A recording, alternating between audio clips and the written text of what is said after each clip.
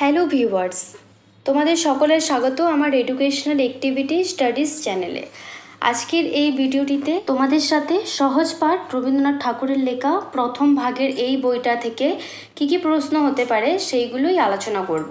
তাহলে তোমরা যদি পার্ট 1 আর পার্ট 2 এর ভিডিও না দেখে থাকলে আমি কিন্তু এই ভিডিওটি ডিসক্রিপশানে সেই দুটো ভিডিওর লিঙ্কটা দিয়ে দেবো, সেখান থেকে তোমরা ডিসক্রিপশানে লিঙ্ক করে দেখতে পারো। তাহলে প্রথম পার্ট আর দ্বিতীয় পার্ট তো হয়ে গেছে, আজকে পার্ট 3তে আজকের পার্ট 3তে ভিডিও যেটা আলোচনা করব সেটা হচ্ছে তোমাদের প্রথম পার্টের পড়া। প্রথম পার্টে যে পড়া আছে সেই পড়া থেকে কি প্রশ্ন হতে পারে সেই নিয়েই কিন্তু আজকের এই ভিডিওটিতে তোমাদের সাথে আলোচনা করব। তাহলে তোমরা যদি চ্যানেলে নতুন থাকো তাহলে চ্যানেলটি অবশ্যই সাবস্ক্রাইব করো, আর যারা পুরনোও আছো তারা যদি সাবস্ক্রাইব না করে থাকো তাহলে অবশ্যই সাবস্ক্রাইব করে নাও। আর ভিডিওটি তোমাদের ভালো লাগলে ভিডিওটি অবশ্যই লাইক করবে। তো প্রথম পার্টের যে পড়া আছে একবার একটু পড়ে নিলেই আমরা আবার ভালোভাবে বুঝতে পারবো। তো এখানে পড়া শুরু করছি, একবার তোমরা ভালোভাবে শুনে নাও।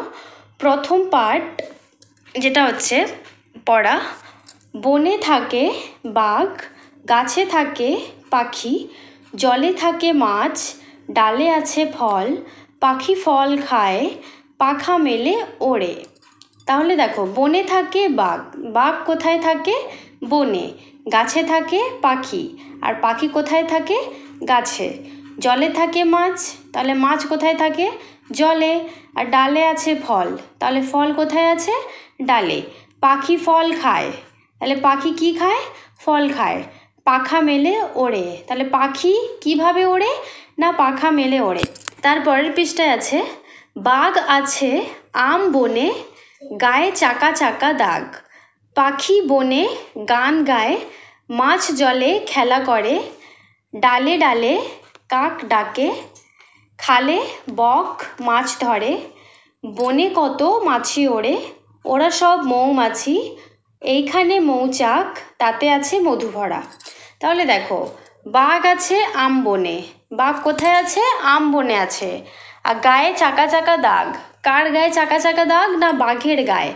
পাখি বনে গান গায়, তাহলে পাখি কোথায় গান গায়? বনে। বনে মানে কি? জঙ্গলে। মাছ জলে খেলা করে, তাহলে মাছরা কোথায় খেলা করে? জলে। ডালে ডালে কাক ডাকে, কাক কোথায় ডাকে? ডালে ডালে। খালে বক মাছ ধরে, তাহলে মাছকে কে ধরে? বক। বক কোথায় মাছকে ধরে? খালে। বনে কত মাছি ওড়ে, তাহলে মাছি কোথায় ওড়ে? বনে। ওরা সব মৌমাছি, তাহলে তারা যে মাছির কথা হচ্ছে সেই মাছিগুলো কারা? না ওরা সব মৌমাছি, এইখানে মৌচাক। আর তার মানে বনে মাছি ওড়ে, মাছিগুলো হচ্ছে মৌমাছি, আর মৌচাকটা এইখানে মানে বনে মৌচাক। আর তাতে কি আছে? তাতে আছে মধু ভরা। তারপরে আছে দেখো, আলো হয় গেল ভয়ে, চারিদিক ঝিকমিক। তার মানে আলো হয় যখন রাত থেকে যখন সকাল হয় তখন আলো হয়, তখন কি হয়? ভয় যে থাকে, অন্ধকারের যে ভয়টা থাকে সেটা সরে যায়, আর চারিদিক কি হয়ে যায়? ঝিকিমিকি হয়ে যায়, মানে সব কিছু খুব সুন্দর আমরা দেখতে পাই, ঝিকমিক হয়ে যায়। তারপরে এখানে হচ্ছে, দিঘি জল ঝলমল, যত কাক দেয় ডাক। তাহলে দিঘির জল কীরকম করে? ঝলমল। আর কাক তারা কি করে? ডাক দেয়। তারপরে হচ্ছে এখানে, বায়ু বয়ে বনময়, তাহলে বায়ু বয়ে বনময়। আর মানে বায়ু মানে বাতাসগুলো বয় খুব সুন্দরভাবে। বাঁশ গাছ করে নাচ, আর বাঁশ গাছরা নাচ করে। ঝাউ ডাল দেয় তাল, আর ঝাউ ডালরাও তাদের সঙ্গে ওরা নাচ করে, আর ঝাউ ডালরাও তাদের সাথে তাল দেয়। বুড়ি দাই জাগে নাই, কিন্তু বুড়ি দাই সেটা সে তখনও জাগেনি। ক্ষুদিরাম পাড়ে জাম, ক্ষুদিরাম জাম পাড়ছে। আর মধুরায় খেয়া বায়, আর মধুরায় কি করছে? খেয়া বইছে। জয়লাল ধরে হাল, আর জয়লাল হাল ধরেছে। অবিনাশ কাটে ঘাস, তাহলে ঘাস কাটছে অবিনাশ। আর হরিহর বাঁধে ঘর, তাহলে ঘর বাঁধছে কে? হরিহর। পাতুপাল আনে চাল, তাহলে পাতুপাল চাল আনছে। আর দীননাথ রাঁধে ভাত, তাহলে কে ভাত রাঁধছে? দীননাথ। আর গুরুদাস করে চাষ, তাহলে চাষ করছে গুরুদাস। তাহলে এই যে পড়াটা আছে এখান থেকে কি কি প্রশ্ন হতে পারে, প্রশ্নগুলো কিভাবে হতে পারে সেই নিয়েই কিন্তু আজকের এই ভিডিওটিতে তোমাদের সাথে আলোচনা করছি। আর আশা করছি তোমাদের যে এই পড়াটা এখন আমি বোঝালাম সেটাও তোমাদের বুঝতে খুব সুবিধা হয়েছে। তাহলে আমরা চলে এসেছি কি কি প্রশ্ন হতে পারে। সহজ পাঠ রবীন্দ্রনাথ ঠাকুর প্রথম ভাগ, প্রথম পার্ট প্রশ্ন উত্তর পার্ট 3। এটা হচ্ছে পার্ট 3, পার্ট 1, 2 এর ভিডিও ডিসক্রিপশনের লিঙ্ক এই ভিডিওটি ডিসক্রিপশনেই কিন্তু দিয়ে দেব। সব থেকে আগে আমরা কয়েকটা শব্দার্থ শুধু জেনে নেব, তোমাদের একটু মনে রাখলেই হবে। বনে মানে কি? জঙ্গলে। আম বনে মানে আম গাছের বনে, মানে আম গাছের জঙ্গলে। গায়ে মানে শরীরে। খালে মানে নালায়। নালা বলতে সেই ছোটো নালা না, একটু বড় নালা যেটা হয় খাল বলে তাকে। মৌচাক মানে মৌমাছির বাসা, যার মধ্যে কি থাকে? মধু থাকে। যে মৌচাকের বাসায় সেটা হচ্ছে মৌচাক। আর এখানে হচ্ছে বায়ু মানে বাতাস। দিঘি মানে বড় পুকুর। খেয়া মানে নৌকা। আর দাই মানে ধাত্রী মাতা। রাধে মানে রান্না করে। হাল মানে নৌকা চালানোর জন্য কাঠের যন্ত্র বিশেষ। ঠিক আছে, তাহলে এই কয়েকটা শব্দার্থ তোমাদের একটু মনে রাখতে হবে, ব্যাস মনে রাখলেই হবে।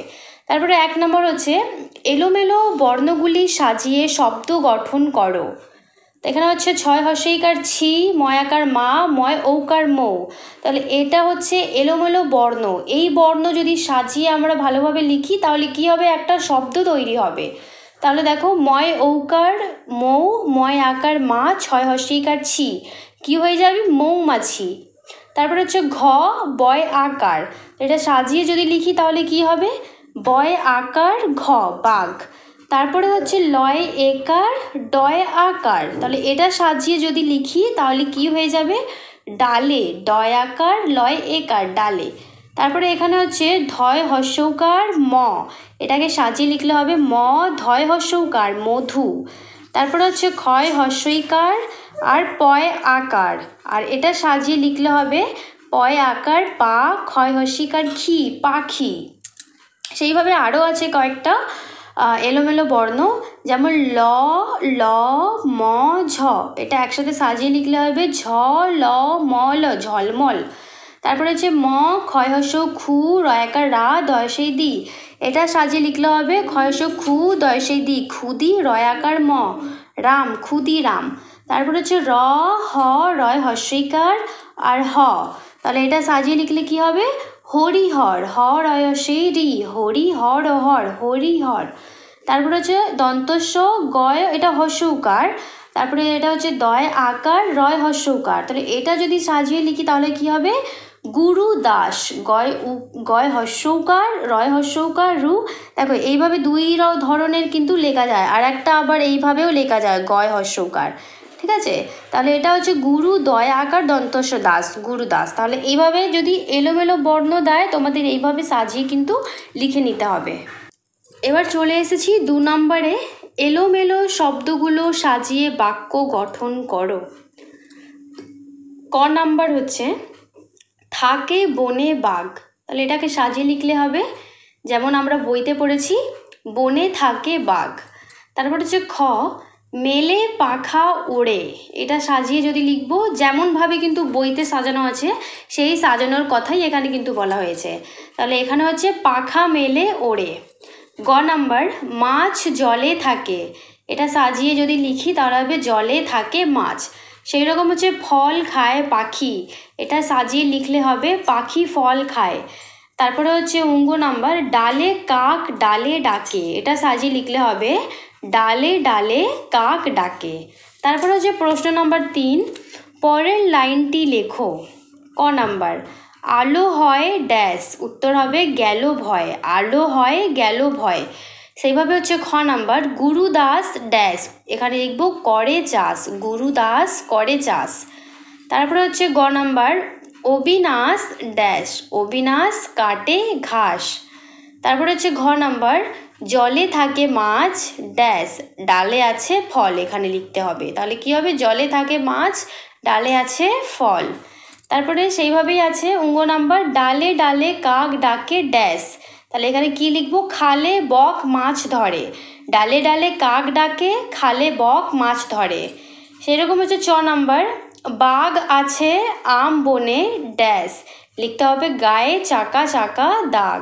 বাঘ আছে আম বনে, গায়ে চাকা চাকা দাগ। সেরকম 6 নাম্বার হচ্ছে দিঘি জল ড্যাশ, দিঘি জল ঝলমল। তাহলে এইভাবে কিন্তু পরের লাইনটি লিখতে দিলে এইভাবে তোমাদের পরের লাইনটা কিন্তু লিখতে হবে। তারপরে চলে এলাম 4 নাম্বার, নিচের প্রশ্নগুলির সঠিক উত্তর দাও। ক নাম্বার, বাঘ কোথায় থাকে? উত্তর হবে বনে। খ নাম্বার প্রশ্ন, পাখি কোথায় থাকে? উত্তর হবে গাছে। গ নাম্বার প্রশ্ন, মাছ কোথায় থাকে? উত্তর হবে জলে। ঘ নাম্বার প্রশ্ন, ফল কোথায় আছে? উত্তর হবে ডালে। ঙ নাম্বার প্রশ্ন, পাখি কি খায়? উত্তর হবে ফল। চ নাম্বার প্রশ্ন, পাখি কেমন করে ওড়ে? উত্তর হবে পাখা মেলে। 6 নাম্বার প্রশ্ন, কোথায় মৌমাছি ওড়ে? উত্তর হবে বনে। প্রশ্ন নম্বর বর্গীচ, কোথায় কাক ডাকে? উত্তর হবে ডালে। 6 নম্বর প্রশ্ন, কোথায় মাছ খেলা করে? উত্তর হবে জলে। ইয় নম্বর প্রশ্ন, বক কোথায় মাছ ধরে? উত্তর হবে খালে। ট নম্বর প্রশ্ন, মৌচাকে কি ভরা আছে? উত্তর হবে মধু। ঠ নম্বর প্রশ্ন, কোথায় মধু ভরা আছে? উত্তর হবে মৌচাকে। ড নম্বর প্রশ্ন, পাখি কোথায় গান গায়? উত্তর হবে বনে। ঠ নম্বর প্রশ্ন, বাঘ কোথায় আছে? আম বনে। মূর্ধন্য নম্বর প্রশ্ন, কে নাচ করছে? বাঁশ গাছ। কে জাম পাড়ে? ক্ষুদিরাম। কে খেয়া বায়? মধুরায়। ছ নম্বর প্রশ্ন, কে হাল ধরে? জয়লাল। ধ নম্বর প্রশ্ন, কে ঘাস কাটে? অবিনাশ। দন্তন্য নম্বর প্রশ্ন, কে ঘর বাঁধে? উত্তর হবে হরিহর। তারপরে আরও আছে প্রশ্ন কয়েকটা, পাতু পাল কি করে? চাল আনে। কে ভাত রাঁধে? দীননাথ। আর ব নম্বর প্রশ্ন, কে চাষ করে? গুরুদাস। তাহলে এই রকম টাইপের ঘুরিয়ে ফিরে যে কোনো প্রশ্ন আসতে পারে, কিন্তু তোমাদের এইগুলো সব দেখে রাখতে হবে। তারপরে 5 নম্বর যেটা হতে পারে, বিপরীত শব্দ। ধরে মানে হবে এর বিপরীত ছাড়ে, তাল বেতাল, ভরা খালি, বাঁধে খুলে, আলো অন্ধকার, ভয় সাহস। তাহলে এইভাবে বিপরীত শব্দ হবে। তারপরে 6 নম্বর হচ্ছে বাক্য রচনা করো। বাঘ থেকে বাক্য রচনা করলে কি হবে? ভারতের জাতীয় পশু বাঘ। মৌচাক থেকে বাক্য রচনা করলে হবে মৌচাকে মধু থাকে। জাম থেকে বাক্য রচনা হবে আমি জাম খেয়েছি। ভাত থেকে বাক্য রচনা হবে আমি ভাত খাই। কাক থেকে বাক্য রচনা হবে কাক হলো ঝাড়ুদার পাখি। তারপরে 7 নম্বর লাস্ট যেটা, ঠিক ভুল লেখো। ক নম্বর, ডালে আছে ফল, এটা ঠিক।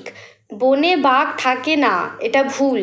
এটা ভুল কি ঠিক? বনে বাঘ থাকে তো, এখানে আছে থাকে না, তাহলে এটা ভুল। জলে থাকে মাছ, মাছ তো জলেই থাকে, তাহলে এটা ঠিক। গাছে পাখি থাকে না, এটা ভুল, পাখি তো গাছে থাকে, এখানে কি লিখেছে? থাকে না, তাহলে এটা ভুল। তারপরে হচ্ছে ইম্পর্টেন্ট যেটা, নাম্বার হচ্ছে সহজ পাঠ বই লিখেছেন রবীন্দ্রনাথ ঠাকুর, এটা ঠিক। তাহলে এখানেই হচ্ছে এটা পুরো শেষ। প্রথম পার্টের পড়া থেকে কী কী প্রশ্ন হতে পারে, কীরকম টাইপের প্রশ্ন হতে পারে, সব ধরনের প্রশ্ন আমি কিন্তু এখানে তুলে ধরেছি। আশা করছি তোমাদের ভালো লেগেছে ভিডিওটি। ভালো লাগলে অবশ্যই তোমরা লাইক করবে, আর চ্যানেলে কিন্তু নতুন থাকলে চ্যানেলটি অবশ্যই সাবস্ক্রাইব করবে।